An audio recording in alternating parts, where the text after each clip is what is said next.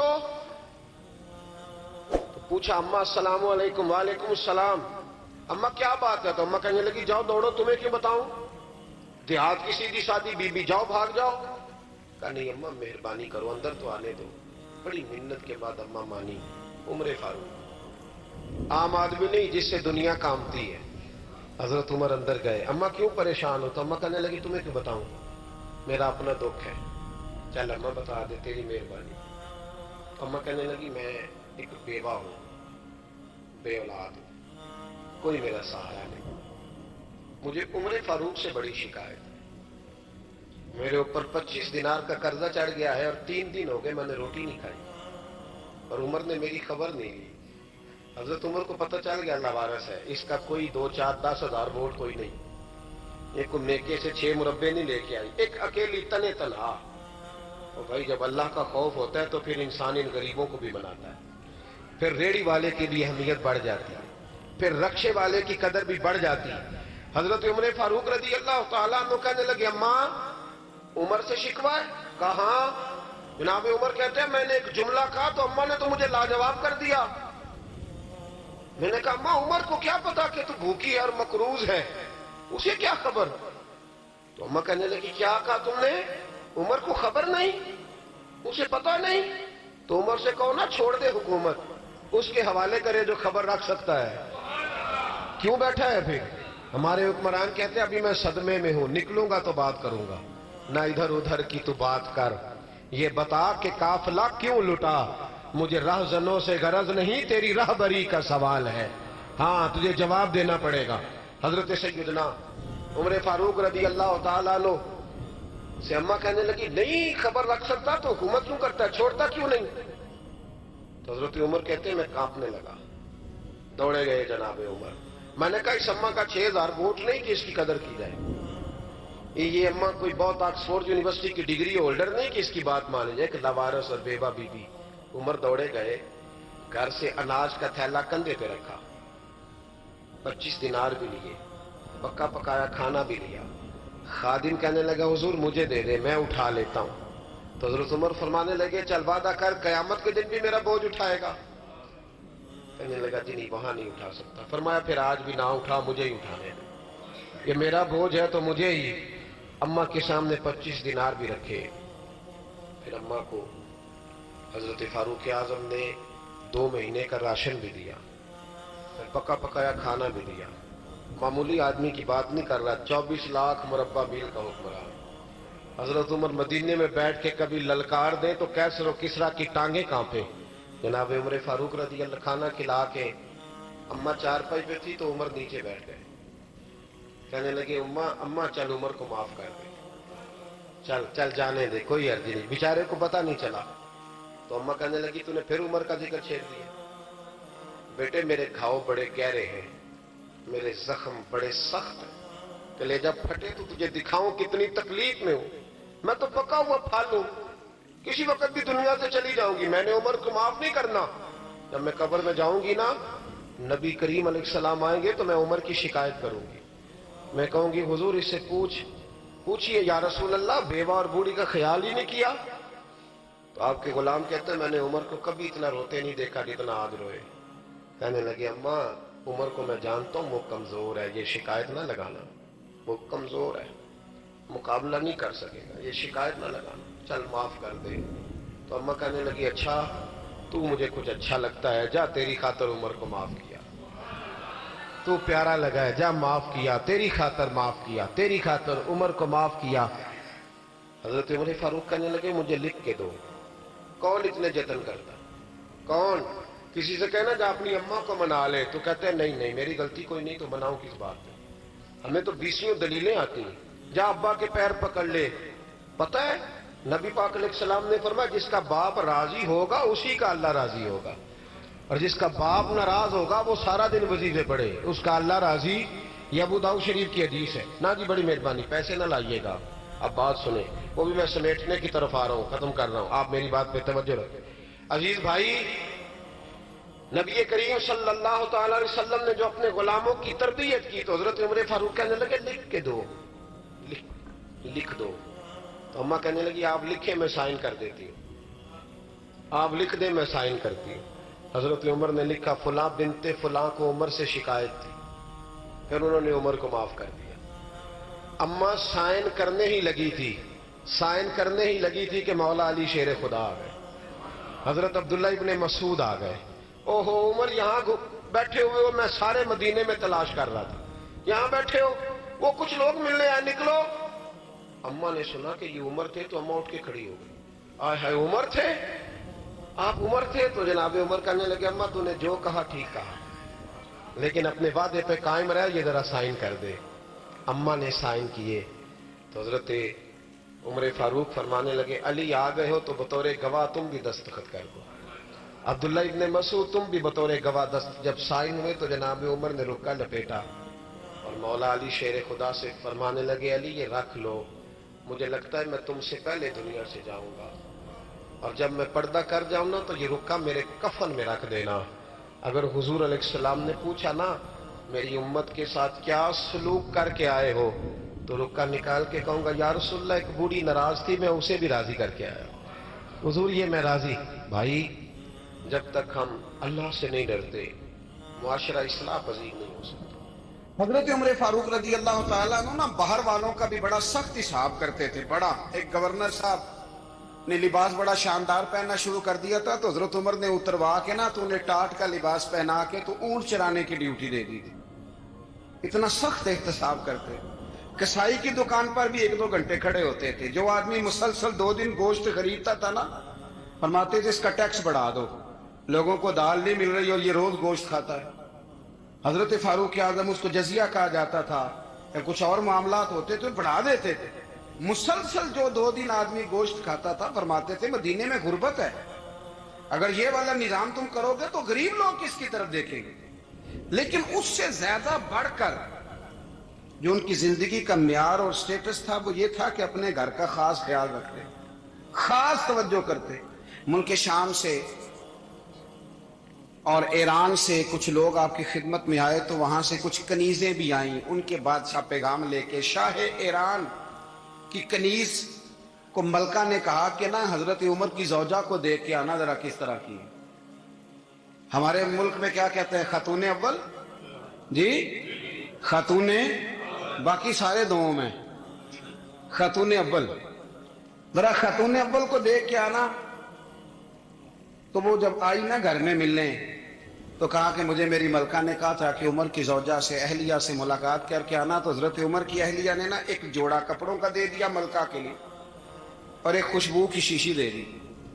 اب جب وہ تحفے وہاں گئے تو اس ملکہ نے نا کچھ سونے کا سامان بھیجا، کچھ زیورات بھیجے، کچھ تحائف بھیجے۔ جب حضرت عمر کے گھر آئے نا وہ خادم لے کے آیا، اس نے کہا جی آپ کی اہلیہ نے تحفے بھیجے تھے، تو جواب میں شاہ ایران کی بیوی نے یہاں جس ملک کا وہ سفیر تھا انہوں نے بھی یہ بھیجے۔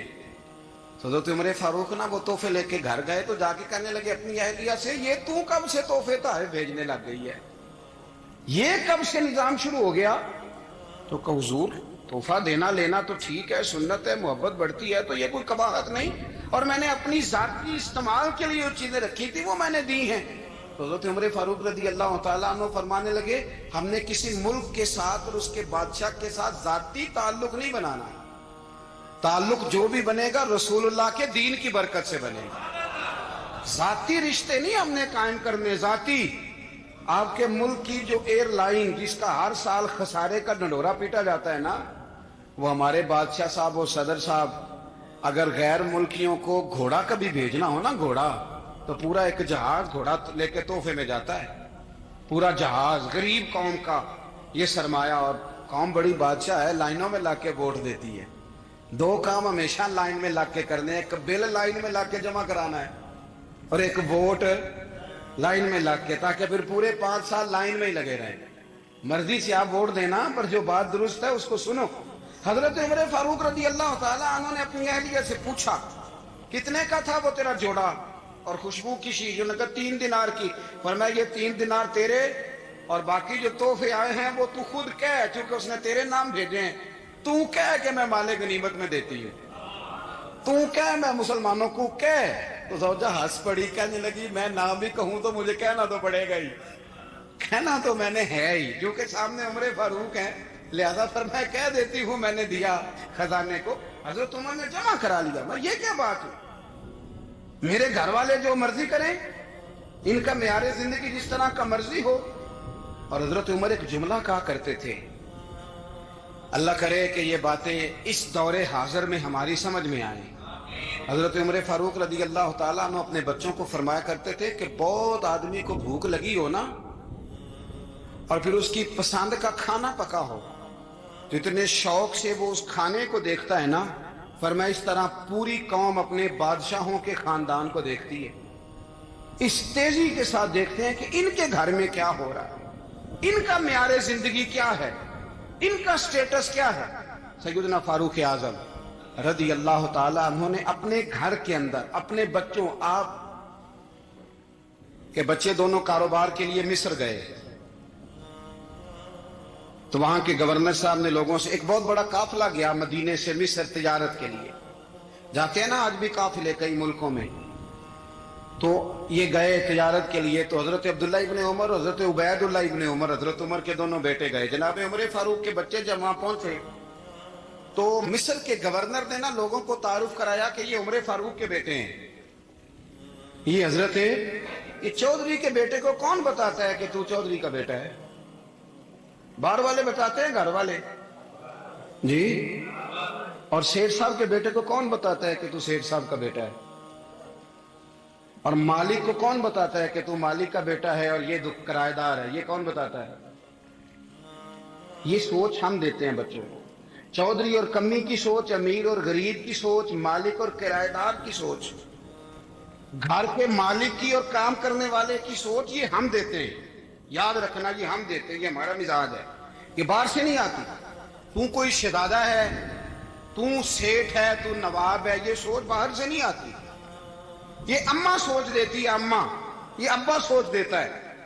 اور پھر جب تباہی اترتی ہے تو اس کے ذمہ دار بھی باہر والے نہیں ہوتے، گھر والے ہوتے ہیں، گھر والے۔ ہمارے بچوں کی طبیعتوں پر زیادہ نقش باہر والوں کا نہیں ہوتا، گھر والوں کا ہوتا ہے، یاد رکھیے گا۔ حضرت عمر فاروق رضی اللہ، بچے ہیں، شہزادے ہیں، وہ کاروبار کرنے گئے اور وہاں لوگوں نے بتایا گورنر صاحب نے کہ یہ فاروق اعظم کے بچے امیر المومنین کے۔ لوگوں نے ان سے زیادہ مال خریدا، تجارت میں زیادہ نفع ہوا، ظاہر ہے کہ وہ آپ کے جو اللہ خیر کرے حکمران ہیں، ان کے کاروبار کتنے ملکوں میں ہیں، کس بنیاد پر ہیں؟ وہ صرف اس بنیاد پر کہ وہ حکمران رہے، ان کے لیے آسان تھا بڑے لوگوں سے تعلقات بنانا۔ حضرت عمر فاروق رضی اللہ تعالیٰ عنہ کے بچے ڈھیروں مال کما کے جب واپس آئے نا، تو حضرت عمر سے آ کے بچوں نے بطور محبت کا، ابا جی اللہ نے بڑا ہی فضل کیا ہے، بڑا مال کمایا الحمدللہ، یہ دیکھیں کتنا نوازا ہے۔ تو حضرت عمر کہنے لگے سارے قافلے نے اتنا ہی کمایا ہے؟ سارے قافلے نے اتنا ہی کمایا ہے؟ تو حضور نہیں، سارے قافلے نے اتنا نہیں کمایا، سب کو اتنا نہیں ملا۔ وہ تو وہاں گورنر صاحب نے لوگوں کو تعارف کرایا تھا کہ یہ عمر کے بچے ہیں، تو لوگوں نے پھر ہم سے بڑا ہی خریدا۔ تو حضرت عمر فرمانے لگے ٹھیک ہو گیا، میں بات سمجھ گیا، اس طرح کرو، جو تمہاری اصل زر تھی نا، جو راز تھی، وہ رکھ لو اور باقی سارا مال مال خزانہ میں جمع کرا دو، اس لیے کہ یہ تم نے تجارت نہیں کی، یہ تم نے اپنے باپ کا نام بیچا ہے، یہ تم نے امیر المومنین کے بیٹے ہونے کا فائدہ اٹھایا ہے۔ فرمایا یہ تمہارا نہیں حق، یہ مسلمانوں کا ہے، اس لیے کہ یہ مال تم نے محنت سے نہیں کمایا، یہ باپ کی کرسی کا فائدہ اٹھایا ہے۔ اور فرمایا اگر تم نے مال جمع نہ کرایا تو میں مال بھی لے لوں گا زبردستی اور کوڑے بھی ماروں گا، ڈبل سزا دوں گا، مرضی سے جمع کراؤ گے تو کوڑوں سے بچ جاؤ گے۔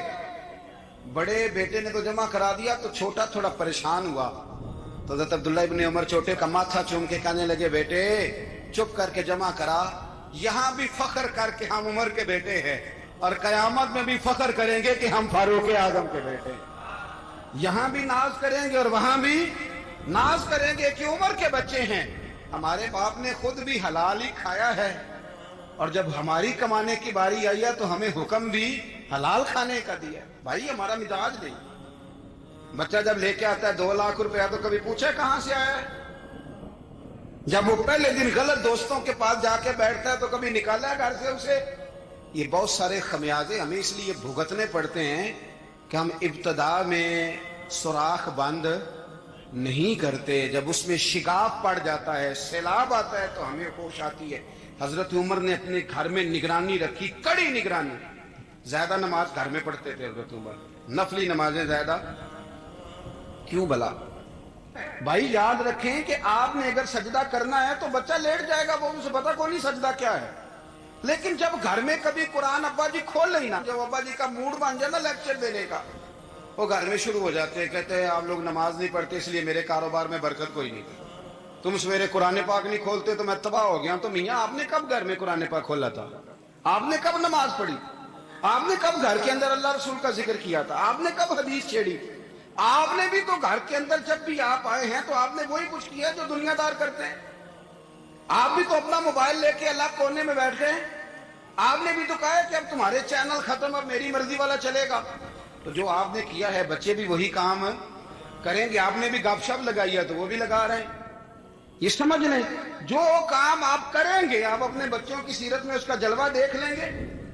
بڑی پکی سی بات ہے کہ آپ کو بچے کی عادتیں دیکھ کے سمجھ آ جائے گی کہ میں بھی یہی کرتا تھا اور یہ بھی. حضرت عمر فاروق رضی اللہ تعالیٰ عنہ وصال فرما گئے, تو آپ کے وصال کے بعد حضرت عثمان غنی رضی اللہ تعالیٰ عنہ نے آپ کی ایک بیوہ سے نکاح کیا, حضرت عمر کی ایک بیوہ سے. جب وہ آپ کے نکاح میں آئی تو کہنے لگی حضرت عثمان غنی سے کہ حضور نہ تو میں خوبصورت ہوں اور نہ میں جوان ہوں, نہ آپ کی کوئی خدمت کر سکتی ہوں, میرے ساتھ نکاح کرنا سمجھ میں نہیں آیا. کیا شاندار جواب دیا حضرت عثمان غنی, کیا خوبصورت جواب دیا. فرمانے لگے میں نے اس لیے نکاح نہیں کیا کہ مجھے تمہارے حسن سے دلچسپی تھی یا تمہاری خدمت کی ضرورت تھی, میں نے تو اس لیے نکاح کیا ہے کہ مجھے بتاؤ عمر فاروق گھر کے اندر اپنے رب کی عبادت کس طرح کرتے تھے, وہ قرآن پاک کس طرح پڑھتے, وہ رویا کیسے کرتے تھے, استغفار کا طریقہ کیا, کس وقت کس انداز میں وہ اپنے رب کو یاد کرتے تھے. اس لیے کہ عمر کئی دفعہ گھر سے آتا تھا تو میں اس کے چہرے پر نور دیکھا کرتا تھا, میں روشنی دیکھتا تھا, ایک معیار دیکھتا تھا. نکاح اس لیے کیا ہے کہ مجھے عمر کی جو گھر کے اندر کی عبادت ہے اس سے آگاہ کرو, تاکہ عثمان غنی بھی چاہتے ہیں اس طرح کے عمل کرو جس طرح کے عمر فاروق کر کے گئے. بھائی جب تک ہم اپنے گھر میں وہ توجہ نہیں دیں گے, وہ مزاج دیکھیں نا, ہمارے گھروں میں جب نقشہ پاس ہوتا ہے تو ٹی وی لان بھی اس میں ہوتا ہے, ڈرائنگ روم بھی ہوتا ہے, نماز کی جگہ بھی ہوتی ہے نقشے میں. صحابہ جب گھر بناتے تھے تو ایک مسجد بیت کا نقشہ پاس کرتے تھے, ذہن میں رکھتے تھے کہ یہ کونا نماز کے لیے, وہاں جوتے لے کے کوئی نہیں جائے گا, وہاں نماز پڑھی جاتی تھی, عورتیں وہاں اعتکاف کرتی. ٹی وی لان تو آ گیا ہے اور گھر کے اندر ٹی وی رکھنے کے لیے تو ایک کمرہ الگ سے بنا دیا گیا ہے, اور اب جو نئے نقشے پاس ہو رہے ہیں اس کے اندر گھروں کے اندر جگہ بنائی گئی ہے جہاں کمپیوٹر رکھے جائیں, اور بچوں کے لیے وائرنگ ہوگی نیچے تاکہ انہیں کوئی مشکل درپیش نہ ہو.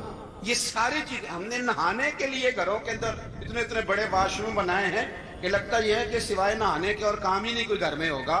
ہر چیز آ گئی, پر اللہ کرے کوئی تفسیر بھی ٹیبل پہ پڑی نظر آئے, کوئی حدیث کی کتاب بھی ٹیبل پہ پڑی نظر آئے. اللہ کرے کہ جس طرح ابا لطیفہ سن کے آتا ہے تو جب تک سنا نہ لے اسے ہضم نہیں ہوتا, اللہ کرے کہ وہ جمعے میں بیان سن کے جائے تو اس کا بھی دل کرے میں اپنے بچوں کو سناؤں. وہ نبی پاک کی کوئی حدیث کہیں سے سنے تو گھر جا کے سنائے. جب تک یہ معیار نہیں بنتا آپ کیسے توقع کرتے ہیں کہ گھر کے اندر اللہ کی رحمتیں نازل ہوں گی؟ آپ یہ کیسے توقع کرتے ہیں کہ گھر کے اندر وہ معیار اور وہ مزاج بنے گا؟ حضرت عمر فاروق نے ذاتی زندگی پر جو توجہ دی, گھر والوں کے معیار پر جو توجہ دی حضرت عمر فاروق رضی اللہ تعالیٰ عنہ نے, وہ بھی بڑی دیدنی ہے. حضرت ابو موسیٰ اشعری کو نا آپ نے وزیر خزانہ بنایا, وزیر خزانہ. تو حضرت ابو موسیٰ اشعری کہتے ہیں کہ حضرت عمر کو شیخ خزانے میں رہنے تو دیتے نہیں تھے. تو ایک دن میں صفائی کر رہا تھا اس کمرے کی جس میں خزانہ رہتا تھا. ہمارے تو ملک میں جو جاتا ہے وہ صفائی کر کے ہی جاتا ہے, اللہ خیر کرے. اور خیر معیار بدلتا ہے, جو پچھلی حکومت ہوتی ہے وہ قرضہ اٹھاتی ہے, وہ باہر سے جاتی ہے تو قرضہ لے کے آتی, اور جو نہیں آتی ہے وہ کہتی ہے ہمیں پیکج مل گیا ہے. وہ قرضہ نہیں اٹھاتے, ان کو کیا ملتا ہے, یعنی پچھلی نے قرضہ لیا تھا اور ہم نے, واہ جی واہ کیا خوبصورت انداز ہے, اس کا نام بدل کے نا, انہوں نے قرضہ لیا تھا اور ہم نے, میں کہا بڑے شاندار سیانے بندے ہو گئے. اور اللہ تعالیٰ خیر فرمائے, ہمارے جو بڑے شاندار قسم کے دوست ہے نا شاندار، جن کا ادب سے نام لیتے ہیں، وہ عرب کے بادشاہ ہیں. ہم تو عرب خالی کہتے بھی نہیں، عرب شریف کہتے ہیں، عرب شریف. انہوں نے پتہ کیا کیا ہے؟ انہوں نے اس طرح کیا ہے کہ جو کشمیریوں کا قاتل تھا نا، اس کے گلے میں میڈل ڈال دیا ہے. یہی کام وہ کرتے رہتے. انہوں نے پہلے انہیں بلا کے مندر بھی بنوائے تھے، ہمیں کوئی شکوہ نہیں، ان کی زمین ہے، اللہ تعالیٰ توفیق عطا کرنے والا ہے. پر خیال یہ تھا کہ چلو کشمیریوں کے زخم پر نمک نہ چھڑکتے، 2 مہینے انتظار کر لیتے، کچھ حالات سنور جاتے، کچھ تھوڑا انتظار. ہیں ہمارے دوست، ہمارے وزیر اعظم صاحب جب جاتے ہیں تو وہ پھولوں کا ہار ڈالتے ہیں ہمارے دوست. لیکن انہیں وہ حدیث یاد نہیں کہ نبی پاک علیہ السلام نے فرمایا جب میرے مومن کو تکلیف ہوتی ہے تو مجھے بھی گنبد خضرا میں تکلیف ہوتی ہے. انہیں نہ کشمیریوں کا خون یاد نہیں آیا، انہیں برہان بانی کی کٹی ہوئی لاش یاد نہیں آئی، انہیں 30,000 بیوہ عورتیں 30,000 بیوہ عورتیں یاد نہیں آئی، 30,000 بیوہ عورتیں جن کے سہاگ اجڑ گئے. اور انہیں 1.25 لاکھ یتیم بچہ یاد نہیں آیا جو یتیمی کی زندگی گزار رہا ہے. اور اس کے باوجود بہت بڑے ذمہ دار ہے وہ. مجھے پڑھ لینے دو آج احمد فراز کا شعر.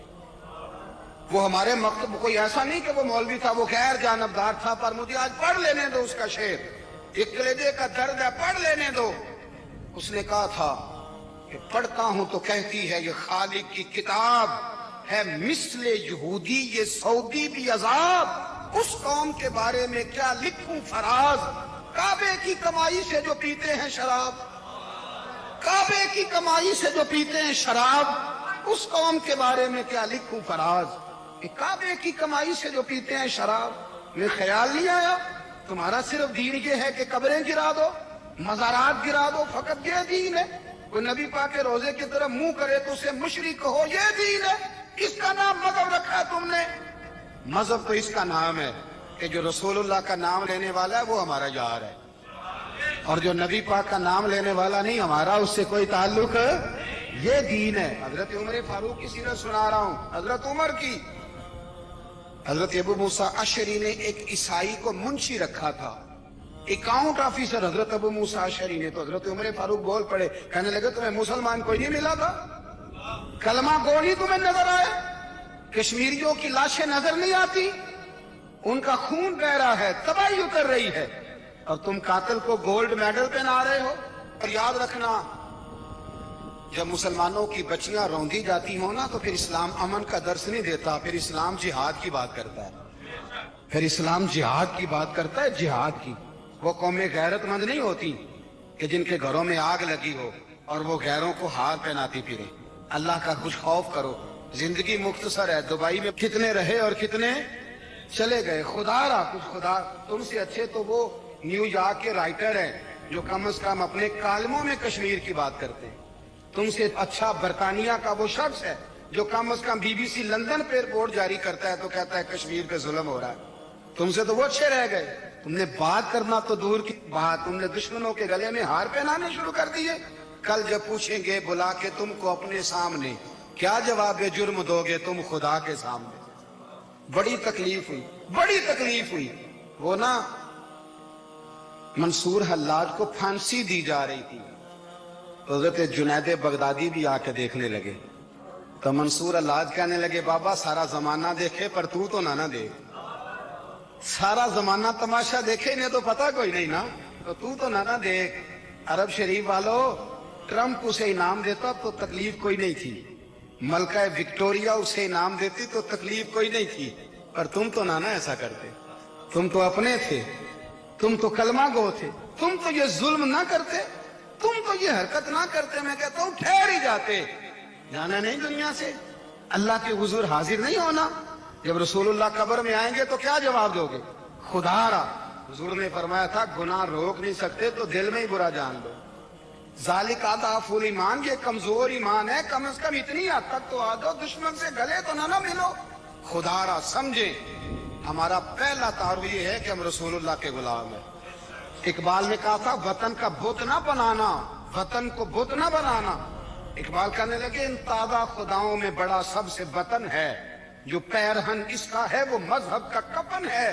اس لیے کہ بازو تیرا توحید کی قوت سے کمی ہے.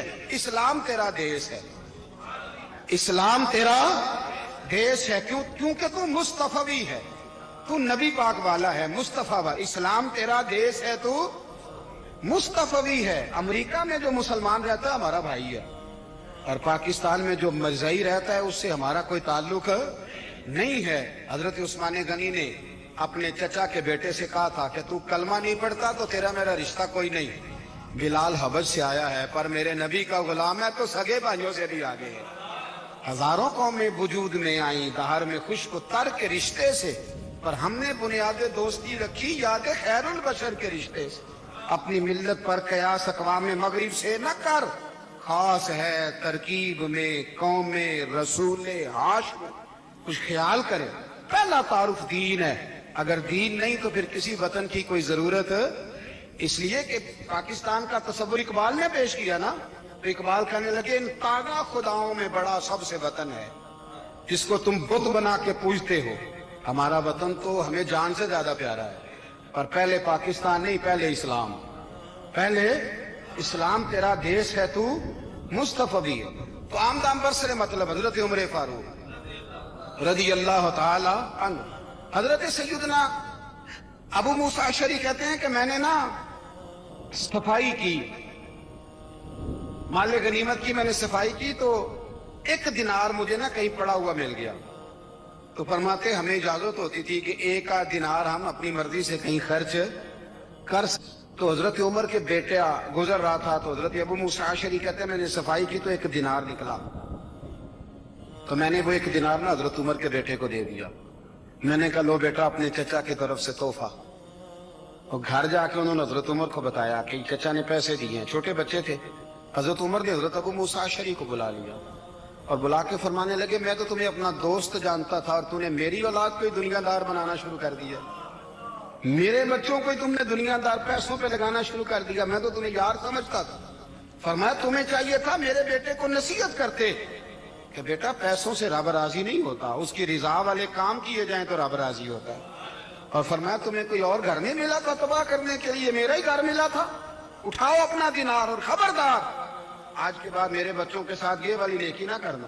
اور ہمارا کیا سٹیٹس ہے, دوستی ہے ہی اس سے جو تحفے زیادہ دے, جو بچوں کو خراب کرنے میں مدد زیادہ کرے اس کے ساتھ گرانا. حضرت عمر نے گھر پہ اور سب سے بڑھ کر اپنی ذات پہ توجہ کی. حضرت ابو مالک رضی اللہ تعالیٰ عنہ کہتے ہیں میں عمر کے پیچھے پیچھے ایک باغ میں گیا, اکثر اس باغ میں جایا کرتے تھے, اور عمر جا کے نا تو درخت کے نیچے بیٹھ گئے اور فرمانے لگے او امیر المومنین اللہ سے ڈر جا, ورنہ جس رب نے حکومت دی ہے وہ عذاب بھی بڑا دے گا, ڈر جا رب سے.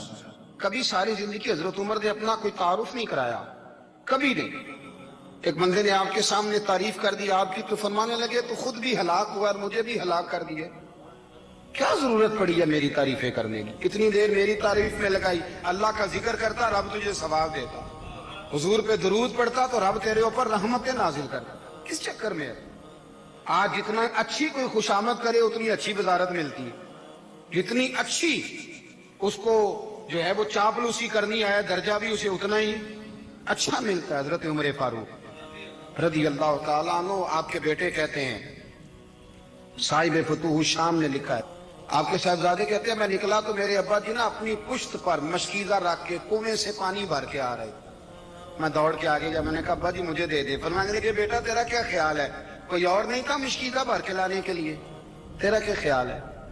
کہا ابا جی بڑے لوگ تھے پر آپ کیوں اٹھا رہے ہیں؟ فرمانے لگے نفس نا ذرا میرا بڑا ہو گیا تھا, اسے ذرا ذلیل کر رہا ہوں, ذرا اپنا محاسبہ کر رہا ہوں. یہ مجھے کہہ رہا تھا تو بڑی چیز ہے, تو میں نا ابھی مشکیزہ گھر رکھ کے آؤں گا, پھر تیری ماں نے مجھے کہا ہے کہ گھر میں لکڑیاں کوئی نہیں جلانے کے لیے, پھر میں جنگل سے لکڑیاں کاٹ کے لاؤں گا. اب میں امیر المومنین بن کے نا تو میرا نفس تھوڑا بڑا ہو گیا.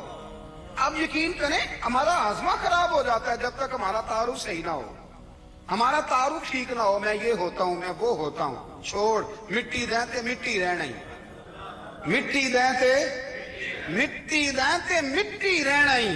ایویں کادی بلے بلے اج مٹی دے اتے بندیا تے کل مٹی دے تھلے, مٹی دیں مٹی رہنا ہی کادی بلے. مجھے پوچھ لو, مجھے جان لو, میرا نام لے لو, میں بھی آیا ہوں, میں بھی ہوتا ہوں, मेरा भी ये तज़किरा है, मैं बदकार पुराना खादम किसे दर मिली न टोई, कहते वासफ यार ने नजर जो की थी ते वासफ वासफ ही हुई। ये तो बड़ी बात की बात है, तो बात की बात है साहब, वरना मन नानम के मन नानम, जो हम हैं उसका हमें पता तो है ना भाई। कभी भी ये जो जात का चक्कर है ना, मैं भी हूं मुझे भी, ओ भाई याद रखो मैं कौन हूं। ये जो नाम नमूद और ये ख्वाहिशें और ये जो वकार, ये तो कमजोर लोगों का तरीका है। जिसको अपना तारुफ कराना पड़ गया उससे भी ज्यादा कमजोर कोई है। फोटो में दिखाता फिरता है फलाने के साथ फोटो फलाने, तो कमजोर बंदे ये काम कर। हजरत उमर फारूक, अल्लाह अकबर, हजरत उमर जैसा बंदा 24 लाख मुरब्बा मील का हुक्मरान, और शाह रूम को खत लिख के कहता है मैं मिन्नत नहीं करता मैं हुक्म देता हूं। ना तगड़ा बंदा। जंगे कादसिया के लिए हजरत साद बिन नबी वकास को भेजा, फतुह शाम पढ़ के देखें। हजरत उमर बड़े परेशान हैं, कितने दिन हो गए कोई रिपोर्ट ही नहीं आई। अब तो मोबाइल है ना, एक एक मिनट की रिपोर्ट लें आप, बल्कि आप एक एक मिनट की फोटो लें आप, रिपोर्ट तो दूर रह गई। हजरत उमर फारूक रज़ी अल्लाह ताला अन्हु बड़े परेशान है कि कादसिया में हजरत साद बिन नबी वकास के साथ लोग जिहाद करने गए, रिपोर्ट कोई नहीं आ रही। इतने परेशान थे कि बाहर निकल के ना उस रास्ते पे बैठ जाते जो रास्ता कादसिया की तरफ से आता था।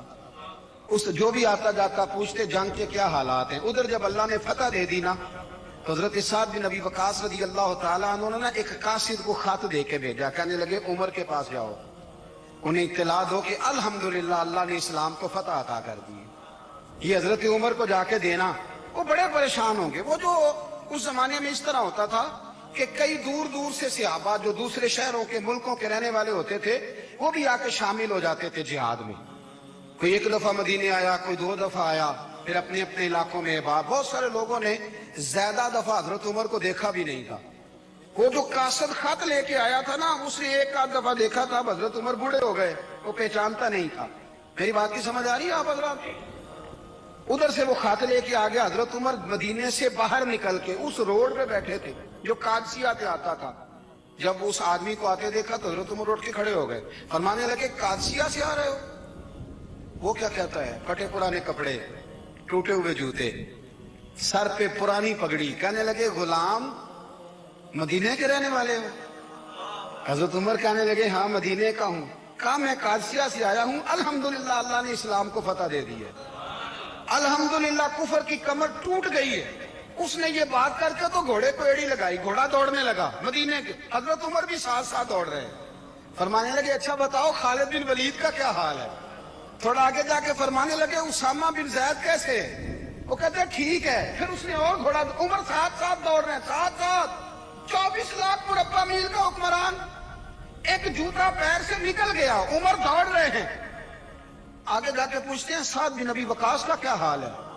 का हुजूर वो भी ठीक है। कितने लोग मेरे शहीद हो गए मुसलमानों में से? कहने लगा सही गिनती का नहीं पता, ये लफ्ज अदा होते होते मदीने की सरहद आ गई। लोगों ने उमर को घोड़े के साथ दौड़ते देखा तो कहा अमीरुल मोमिनीन क्यों दौड़ रहे हैं? वो गुलाम छलांग लगा के नीचे आया, कदमों में बैठ गया। कहने लगा हुजूर आपने बताया ही नहीं आप अमीरुल मोमिनीन है। आप फरमाने लगे क्या बताता, मैं तो ऊंट चलाने वाले का पुत्र हूं, क्या बताता? वो उमर हूं जिसने अपने गुनाहों का हिसाब देना है, क्या बताता? जो साद बिन नबी वकास को जिहाद पे भेज के खुद बुज़दिलों की तरह घर में बैठा है, क्या बताता? कोई हैसियत नहीं, कोई तार। तूने अच्छा किया, तू तो मुजाहिद था, मुझे साथ साथ दौड़ाया, तूने अच्छा किया। जितने लोग थे चीखे मार के रोने लगे। हजरत फारूक आजम से कहने लगे उमर जब तक तेरे जलवे रहेंगे अल्लाह कामयाबियां ही अता फरमाएगा, जब तक तेरा रंग रहेगा अल्लाह ताला नवाजता ही रहेगा। कुछ नहीं, कभी अपना आप जाहिर ही नहीं किया। बहुत बड़े थे, बहुत बड़े थे हजरत उमर, बड़े थे, लेकिन सारी जिंदगी अपने मुहाज। हजरत अबू राफे गुलाम थे, कुरान पाक बड़ा सोना पढ़ते थे। हजरत उमर जब भी उन्हें मिलते कहते अबू राफे तो उमर से अच्छा है, कुरान बड़ा शानदार पढ़ता है। तो वो कहते हुजूर अगर मैं कुरान सही पढ़ता हूं तो आपको कुरान की तशरीह ज्यादा सही आती, आप भी तो मुझसे अफजल हैं। तो आप फरमाते नहीं फिर भी तो मुझसे अफजल है। क्यों? इसलिए कि तू अपने गुलाम अपने आका की नौकरी भी ठीक करता है और रब की इबादत भी ठीक करता है, और मुझे खाली सिर्फ इबादत करनी होती है वो भी ठीक नहीं कर पाता। सारी जिंदगी अपना मुहासबा, सारी जिंदगी अपने गिरेबान में देखा, सारी जिंदगी अपने आप को परखा, अपने आप को टटोला, 62 साल उम्र बीत गई। हजरत हुज़ाफा बिन यमान एक सहाबी थे, मेरे नबी करीम अलैहिस्सलाम ना उनसे राज की बातें करते थे। हर बंदे का आजमा ठीक नहीं होता, सबसे राज की बात नहीं करनी चाहिए। हजरत हुज़ाफा बिन यमान कहते हैं हुजूर राज की बातें बताते। मदीना मुनव्वरा में जो मुनाफिकीन थे उनकी लिस्ट भी नबी पाक ने हजरत हुज़ाफा बिन यमान को दी थी। जब कोई मशकूक आदमी मर जाता ना तो सहाबा कहते हम देखते अगर हजरत हुज़ाफा ने जनाजा पढ़ा तो हम भी जनाजा पढ़ लेते। नबी पाक ने भी कुछ जनाजे नहीं पढ़े, तिरमिजी में है, फरमाया उस्मान से जो बुग़्ज़ रखे उसका जनाजा नहीं पढ़ेंगे। हजरत हुज़ाफा बिन यमान अगर जनाजा पढ़ते तो लोग पढ़ते, वो ना पढ़ते तो लोग जनाजा ना पढ़ते। हजरत हुज़ाफा बिन यमान कहते हैं जनाब उमर फारूक की खिलाफत के आखिरी अय्याम थे, कुछ दिनों के बाद वो शहीद हो गए। फरमाते आधी रात का वक्त था, मैं घर में सोया था बड़ा बेफिक्र, अचानक मेरे दरवाजे पे दस्तक हुई, मैं घबरा के उठा, इतनी रात को कौन आया? कहते कुर्बान जाऊं, दरवाजे पे गया तो अमीरुल मोमिनीन फारूक आजम दरवाजे पे।